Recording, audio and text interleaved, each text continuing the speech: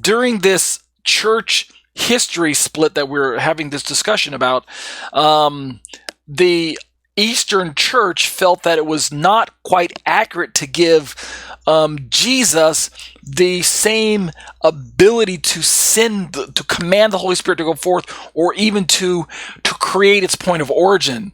That's too much power to give to the Son of God, the second person of the Trinity, because it disrupted the understanding that God was the source of all things, including the source of the Messiah's ministry.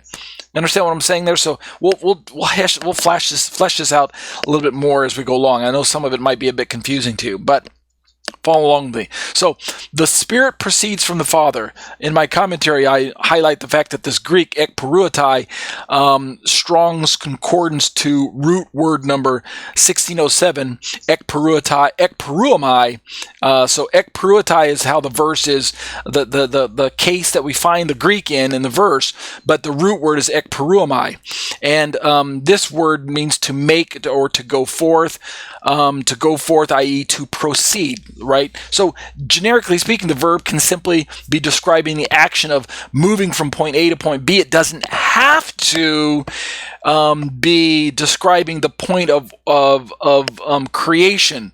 So, for instance, if you were to stand next to a speaker and sound was coming out of the speaker, everyone would realize that the sound is moving from the speaker to your ears or to the surrounding area.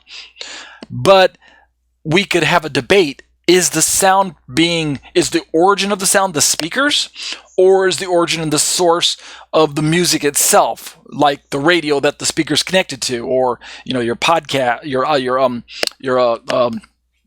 iPod or whatever, your MP3 player? Where's the source of the signal that the speaker is receiving? So we could have a philosophical debate about that.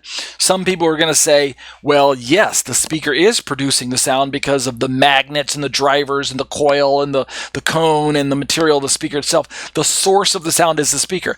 Someone else is going to come along and say, no, the source is not the speaker.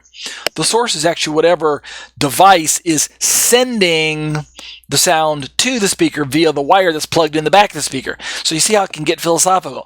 That's kind of what's going on with the Filioque debate when we're having this discussion on where did the Spirit originate from? Did God cause the Spirit to go forth, or did Yeshua cause the Spirit to go forth? And if Yeshua caused the Spirit, is it because Yeshua is very God himself, right? One with God?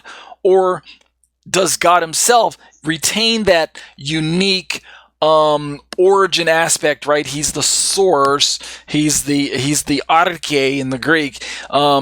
Is he the sole arche, the mono arche, right? The monarchy. Is he that sole source of all things, and thus Yeshua cannot wear that title? Okay, that's the kind of the discussion that is kind of being stirred up with this whole Filioque debate. So I want you to understand it's a little more than just a fighting over splitting of words or nuancing of words, or what do we say? He's playing with words. They didn't just split because they didn't like the terminology. So let me go back and read the bolded part, because I'm breaking it out of my context.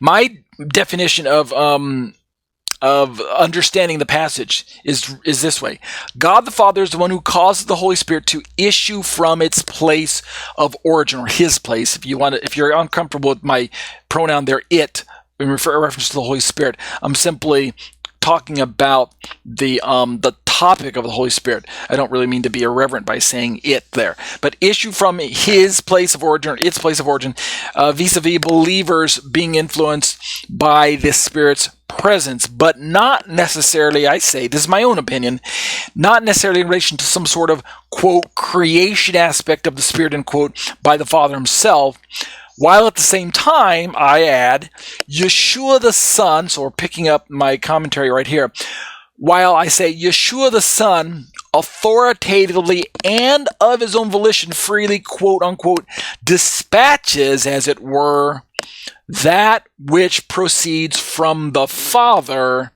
that is, the Son, quote unquote, sends the Holy Spirit to believers. And then we have this second Greek word that I brought into my commentary. Sorry, let me scroll up there. This Greek word, pempso, which is related to Strong's Concordance to the root word 3992.